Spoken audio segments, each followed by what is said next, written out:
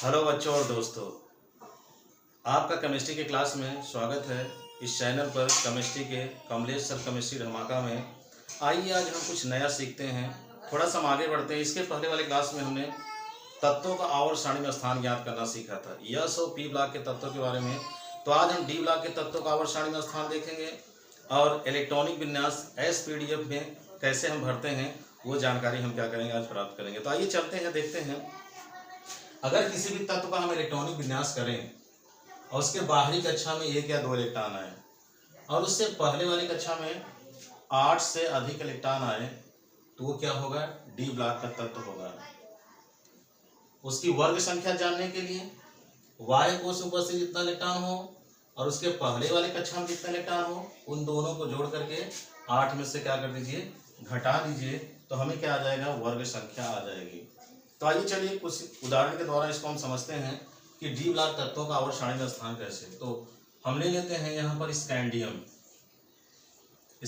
का इलेक्ट्रॉनिक विन्यास देखते हैं। परमाणु क्रमांक 21 होता है। तो आइए 2 8 9 2 इलेक्ट्रॉनिक विन्यास का नाम हमने सीखा था।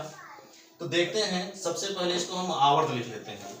इसकी जो आवर्त संख्या होगी, जितनी कक्षाएं होती हैं 1 2 3 4, कितनी कक्षाएं हैं, 4 हैं, इसलिए इसकी आवर्त संख्या कितनी हो जाएगी, 4 हो जाएगी। अब वर्ग संख्या कितनी हो जाएगी, जैसा कि यहाँ पर हमने बताया, बाहरी कक्षा में जितने इलेक्ट्रॉन हो और उसके पहले वाले कक्षा में इलेक्ट्रॉन उसको जोड़ दीजिए। 9 और 2 को जोड़िए, 9 और 2 11। अब 8 क्या कर दीजिए, घटा दीजिए। यहाँ 9 रखिए, यहाँ 2 रखिए, 2 यहाँ रखिए और यहाँ पर 9 रखिए। 9 2 11 और 8 में से क्या कर दीजिए, घटा दीजिए। तो 9 2 11 और 8 घटा दीजिए, कितना आया, वर्ग संख्या 3 आया। और कौन से ब्लॉक का तत्व है, ब्लॉक अगर हम लिखें तो डी ब्लॉक का तत्व, क्योंकि बाहरी कक्षा में 2 इलेक्ट्रॉन है, या तो 1 इलेक्ट्रॉन होना चाहिए, उससे पहले 8 से अधिक इलेक्ट्रॉन होना चाहिए। तो कौन से ब्लॉक का तत्व होगा, डी ब्लॉक का तत्व होगा। इसका मतलब यह हुआ, अगर किसी भी तत्व का इलेक्ट्रॉनिक विन्यास करें, बाहरी कक्षा में 1 या 2 इलेक्ट्रॉन आए, उससे पहले 8 से अधिक इलेक्ट्रॉन आएगा, वो डी ब्लॉक का तत्व होगा। और उसकी वर्ग संख्या जानने के लिए क्या करेंगे, वाह्य कोश में जितना इलेक्ट्रॉन होगा, जैसे यहाँ पर 2 है, और n-1 कोश, उससे पहले वाले कोश में कितना इलेक्ट्रॉन है, 9 इलेक्ट्रॉन है, उन दोनों को जोड़ लीजिए। तो 9 2 11 हो गया, 11 में 60 घटाइए तो कितना गया, 3, तो वर्ग संख्या 3। और आवर्त कैसे ज्ञात करेंगे, ये आसान है, 1 2 3 4 जितनी कक्षाएं होती हैं उतना क्या होता है, आवर्त होता है। तो आइए एक हम दूसरा कोई उदाहरण देख लेते हैं। यम 25, इसका इलेक्ट्रॉनिक विन्यास जब हम करेंगे तो 2 8 8 2 ऐसे करते हैं और यहाँ पर 20 हुआ। लेकिन अब इसमें जब तक 18 इलेक्ट्रॉन नहीं भर जाएगा उससे आगे हम जाएंगे नहीं। तो 5 की और जरूरत है, 5 यहाँ पर और हम भर देंगे तो हमारा सही इलेक्ट्रॉनिक विन्यास Mn का हो गया। अब ये देखते हैं, बाहरी कक्षा में कितना इलेक्ट्रॉन है, 2 इलेक्ट्रॉन है, उसके पहले कितना इलेक्ट्रॉन है, 8 से अधिक इलेक्ट्रॉन है। ये कौन से ब्लॉक का तत्व हुआ, डी ब्लॉक का तत्व हुआ। तो आइए इसको हम देखते हैं।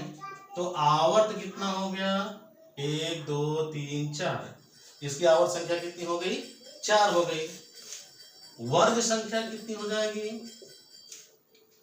13 और 2 जोड़िए, बाहरी कक्षा में इलेक्ट्रॉन और उससे पहले वाले कक्षा में इलेक्ट्रॉन को जोड़िए, 13 2 15 और 15 में से 8 क्या कर दीजिए, घटा दीजिए।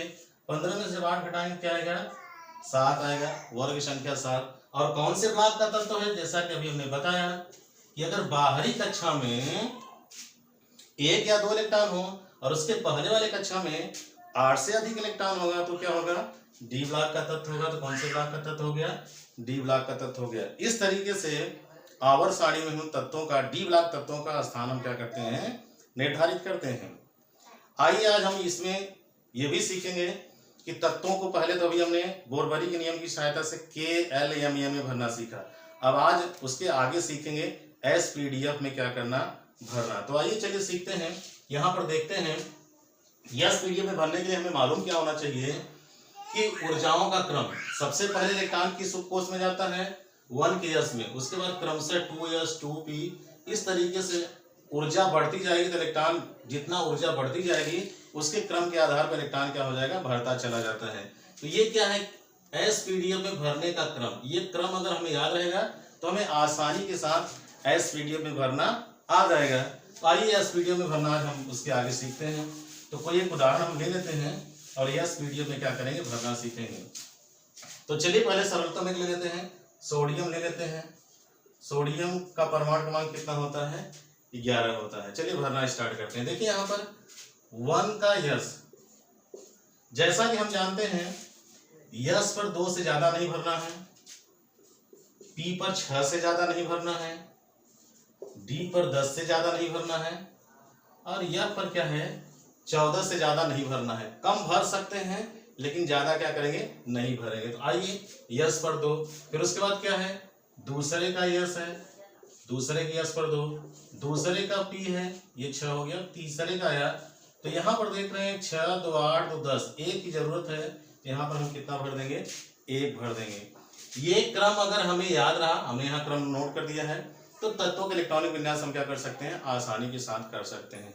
आइए एक बड़ा सा हम देखते हैं। इसके बाद का हम ले लेते हैं ब्रोमीन, ले लेते हैं ब्रोमीन 35। इसका परमाणु क्रमांक कितना होता है, ब्रोमीन का 35 होता है। चलिए क्रम से पहले क्या करेंगे, 1 का यस, फिर 2 का यस, फिर 2 का पी, क्रम से देखिए है, यहां से देखते जाएंगे। 3 का यस, 3 का पी, 3 के पी के बाद देखिए 4 का यस।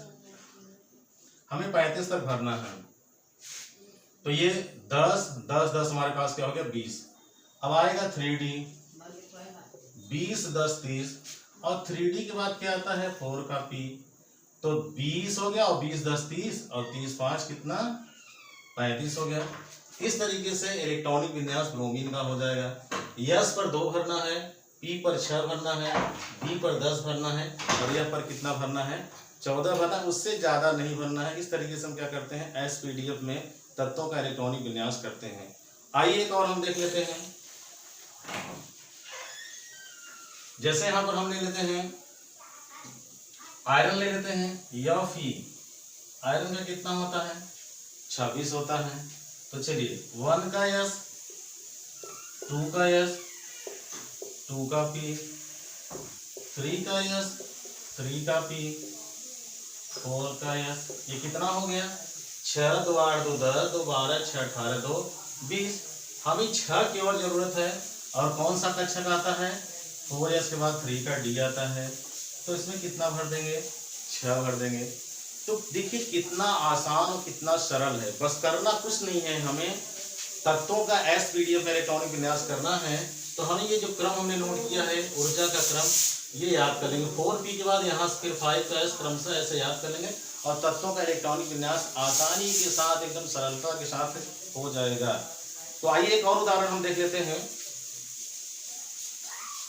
आयोडीन, आयोडीन 53 होता है। तो 1 का यस, 2 का यस, 2 का पी, 3 का यस, 3 का पी, 4 का यस, 3 का डी। 3 के डी में क्या करेंगे, 10 भरेंगे, ये हो गया 30। 3D के बाद 4 का पी, ये हो गया 36। उसके बाद 5 का यस आएगा, 36 2 38। उसके बाद यहाँ पर देखिए 4 का डी, 38 10 48, और कितने की जरूरत है, 5 की जरूरत है। 48 और 5 कितना हो जाएगा, 53 हो जाएगा। देखिए आयोडीन का परमाणु क्रमांक 53 होता है।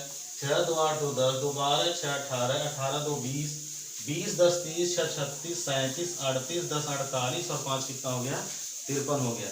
यस पर 2 भरना है, पी पर 6 भरना है, डी पर 10 भरना है, यस पर 14 भरना है। ज्यादा नहीं भरना है, कम की आवश्यकता होगी भरेंगे। जैसे यहाँ पर अंत में देख रहे हैं, पी पर 5 भर दिया गया है, यहाँ पर डी पर 6 भर दिया गया है, यस पर 1। कम भर सकते हैं लेकिन हम अधिक भरेंगे नहीं। तो इस तरीके से कितना आसान और कितना सरल है SPDF में भरना। तो ये कैसा लगा बच्चों और मित्रों, आप जरूर बताइएगा। इस चैनल को लाइक और सब्सक्राइब जरूर करिएगा। अगली वीडियो में मिलेंगे कि SPDF की सहायता से तत्वों का आवर्त सारणी में स्थान कैसे ज्ञात करते हैं, वो हम करेंगे।